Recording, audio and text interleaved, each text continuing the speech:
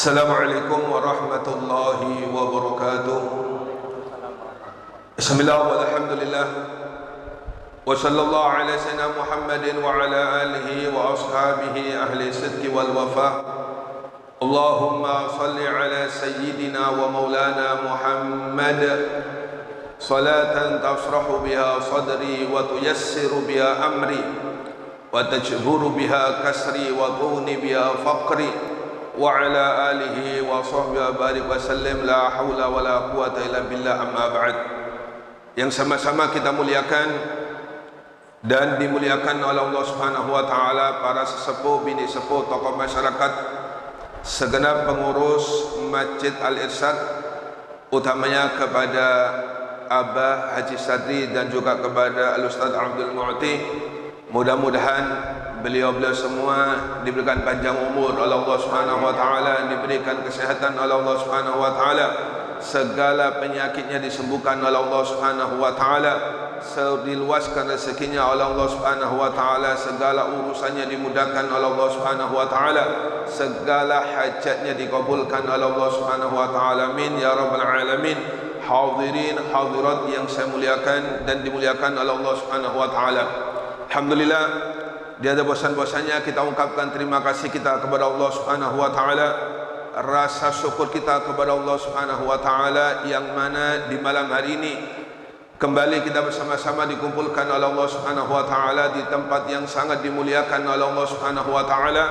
Bersama-sama kita diberikan kemampuan oleh Allah Subhanahu wa taala untuk bisa berzikir kepadanya. Kita memohon kepada Allah Subhanahu wa taala, kita meminta kepada Allah di waktu yang sangat mustajabah, dengan berkat kemuliaan Ar-Rasul sallallahu alaihi wasallam dan dengan berkat kemuliaan para habaib, para wali-wali Allah Subhanahu wa taala, utamanya dengan berkat kemuliaan Al-Imam Al-Qutub Al-Habib Abdullah Al-Haddad. Mudah-mudahan Allah Subhanahu wa taala pertemukan kita dengan Nabi Muhammad sallallahu alaihi wasallam sebelum ruh kita diambil oleh Allah Subhanahu wa taala. Mudah-mudahan Allah Subhanahu wa taala pertemukan kita dengan Nabi Muhammad sallallahu alaihi wasallam sebelum ruh kita diambil oleh Allah Subhanahu wa taala. Mudah-mudahan Allah Subhanahu wa taala pertemukan kita dengan Nabi Muhammad sallallahu alaihi wasallam sebelum ruh kita diambil oleh Allah Subhanahu wa taala. Amin ya rabbal alamin. Qala al-muallif rahimahullah taala wa nafa'na bihi wa bi 'ulumi fid darain. Amin ya rabbal alamin. Bismillahirrahmanirrahim. Fasal fi uqubati syaribil khamr. Qad anzala Allah fil khamri thalatha ayat. Al-ula yas'alunaka 'anil khamri wal maisir. Qul fihima ithmun kabir wa manafi'u lin-nas. Fakana minal muslimin syaribun wa tarikun ila an syariba rajulun fadakhala bis salah fahajara fanazala qaulu ta'ala ya ayyuhalladzina amanu la taqrabus salah wa antum sukara fasharibaha man sharibaha minal muslimina wa tarakaha man tarakaha hatta shariba Umar radhiyallahu an fa akhadha bi lahyi ba'irin wa shajja bi ra'sa Abdurrahman bin Auf thumma qada yanuhu ala qatla Badrin fa balagha Rasulullah sallallahu alaihi wasallam fa kharaja mughdiban yajurru ridaahu fa rafa syai'an kana fi yadi fa darabahu bi fa qala a'udzu billahi min ghadabihi wa ghadabi Rasulih sallallahu alaihi wasallam fa anzala Allah ta'ala innama yuridu syaitan ay yuqiya bainakumul adawa wal baghdha fil khamri wal maisir ila akhiri ma qala radhiyallahu anhu. Fasal ini Al-Imam Ghazali menjelaskan atau menerangkan tentang hukuman atau siksaan bagi orang yang minum khamr apabila dia belum bertobat, mati belum bertobat tentang apa yang ia perbuat dari minuman-minuman khamr. Syaribul khamri atau meminum khamr atau yang memabukkan itu termasuk min akbaril kabair, termasuk di antara dosa-dosa besar. Namun tidak ada dosa besar apabila ia bertobat kepada Allah Subhanahu wa taala. Sehebat apapun dosa seseorang, segede apapun dosa seseorang, apabila ia bertobat kepada Allah Subhanahu wa taala, maka kosong dari berbagai perbuatan-perbuatan besar dari dosa-dosa kepada Allah Subhanahu wa taala.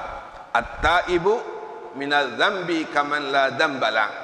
Kata Nabi, orang yang bertobat menyesali tentang perbuatan dosanya kepada Allah Subhanahu wa taala, maka dia tidak ada lagi dosa-dosa yang ada pada dirinya, sebab diampuni oleh Allah Subhanahu wa taala. Sedangkan sekecil apapun dosa kita kepada Allah, apabila terus-menerus kita lakukan, tidak kunjung untuk bertobat kepada Allah Subhanahu wa taala, maka bisa jadi dosa tersebut menjadi dosa besar. Intinya bukan masalah besar atau kecil. Ketika kita menggunakan salah satu nikmat Allah Subhanahu wa taala, ketika salah satu nikmat Allah kita gunakan untuk maksiat kepada Allah Subhanahu wa taala, berarti kita sudah memancing kemurkaan Allah Subhanahu wa taala. Makanya ketika kita salah dalam menggunakan nikmat Allah, ketika kita terpleset dalam menggunakan salah satu nikmat Allah, ketika salah satu nikmat Allah kita gunakan untuk maksiat kepada Allah Subhanahu wa taala, maka yang pertama kali wajib kita lakukan yaitu bersegera untuk bertobat atau meminta ampun kepada Allah Subhanahu wa taala. Lebih-lebih di antara dosa-dosa besar, di antaranya yaitu syaribul khamr, yaitu teler atau minuman-minuman yang memabukkan. Di dalam masalah khamr, di zaman jahiliyah, adat mereka atau kebiasaan mereka tidak pernah lepas dari khamr, yaitu mabuk-mabukan. Duduk-duduk majelis, ngobrol-ngobrol, pasti ada persiapan minuman khamr. Ini di zaman jahiliyah. Maka ketika turun ayat tentang keharaman khamr, di zaman masuknya Islam atau datangnya Islam, Allah Subhanahu wa taala tidak langsung mengatakan haram. Sedikit demi sedikit, 3 tahapan khamr ini kemudian diharamkan oleh Allah Subhanahu wa taala. Ayat yang pertama, Allah katakan, yas'alunaka 'anil khamri wal maisir, qul fihima itsmun kabir wa manafi'u linnas. Allah katakan, wahai Muhammad, apabila mereka bertanya kepada engkau tentang khamr, katakan, di dalam khamr itu mudaratnya sangat besar, pun di situ ada manfaatnya. Ada mudaratnya dan juga ada manfaatnya. Namun wa itsmuhuma akbaru min naf'ihima. Sedangkan mudaratnya khamr itu lebih besar daripada manfaatnya. Ayat ini Allah Subhanahu wa taala belum memaklumatkan keharaman tentang khamr. Akan tapi untuk waspada tentang minuman khamr. Maka ketika ayat ini turun, fakana minal muslimin syaribun wa tarikun. Ketika ayat ini turun kepada Nabi Muhammad SAW dan disampaikan kepada umatnya, kepada para sahabatnya, bahwasanya minuman khamr itu mudaratnya lebih besar daripada manfaatnya. Di antara sahabat Nabi Muhammad ada yang tetap minum khamr, ada tetap minum khamr, dan juga ada yang meninggalkan khamr. Sampai-sampai dikatakan ketika salah satu sahabat Nabi Muhammad di dalam sholatnya dalam keadaan teler, maka disinilah mulai sedikit Allah Subhanahu wa taala menekankan tentang khamr. Ayat kedua turun tentang khamr, kata Allah, ya ayyuhalladzina amanu la taqrabus salata wa antum sukara. Kata Allah Subhanahu wa taala, wahai orang-orang beriman, Janganlah engkau dekat dengan sholat sedangkan engkau dalam keadaan mabuk. Jadi dalam ayat ini diceritakan Abdurrahman bin Auf, salah satu sahabat Nabi Muhammad dan termasuk salah satu pembesar sahabat Nabi Muhammad, ketika belum ada maklumat dari Allah tentang haramnya secara mutlak minuman khamr, Abdurrahman bin Auf mengundang teman-temannya, ya, selamatan atau santai-santai, bakar-bakar ikan atau apa lainnya. Abdurrahman bin Auf mengundang teman-temannya makan-makan, dan juga disiapkan oleh Abdurrahman bin Auf memang minuman favorit, memang minuman kebiasaan orang jahiliyah. Maka mereka semuanya minum sampai maghrib. Ketika waktu maghrib, mereka pada sholat di rumahnya Abdurrahman bin Auf. Yang menjadi imam yaitu Abdurrahman bin Auf. Ketika menjadi imam, Allahu Akbar, surat yang dibaca oleh Abdurrahman bin Auf yaitu Qul ya ayyuhal kafirun. Qul ya ayyuhal kafirun a'budu ma ta'budun. Wahai orang-orang kafir, a'budu ma ta'budun, aku menyembah apa yang kamu sembah. Kan benernya la a'budu ma ta'budun. Ini enggak a'budu ma ta'budun. Qul ya ayyuhal kafirun la a'budu ma ta'budun wa antum 'abiduna ma'bud, dan kalian menyembah apa yang kami sembah. Rancau. Ketika rancau hal tersebut, sampailah kabar ini kepada Nabi Muhammad SAW. Maka turunlah ayat la taqrabus shalah wa antum sukara. Hal ini, keharaman khamr mulai dimutlakan oleh Allah Subhanahu wa taala, dimaklumatkan oleh Allah, jangan sampai minum khamr ketika Anda mau mengerjakan sholat. Kemudian ketiganya, masalah dengan Sayyidina Umar. Sayyidina Umar pernah teler atau pernah mabuk. Ketika di tengah-tengah mabuk, Sayyidina Umar ini mengambil rahangnya onta atau balungnya rahang onta. Ketika diambil Sayyidina Umar, dan Sayyidina Umar memukulkan rahang onta ini ke kepala Abdurrahman bin Auf. Kepalanya dipukul oleh Sayyidina Umar dengan rahangnya onta atau balung rahangnya onta. Setelah itu, dengan tanpa sadar, Sayyidina Umar ini mengeluh merintih-rintih tentang teman-temannya yang terbunuh pada peperangan Badar.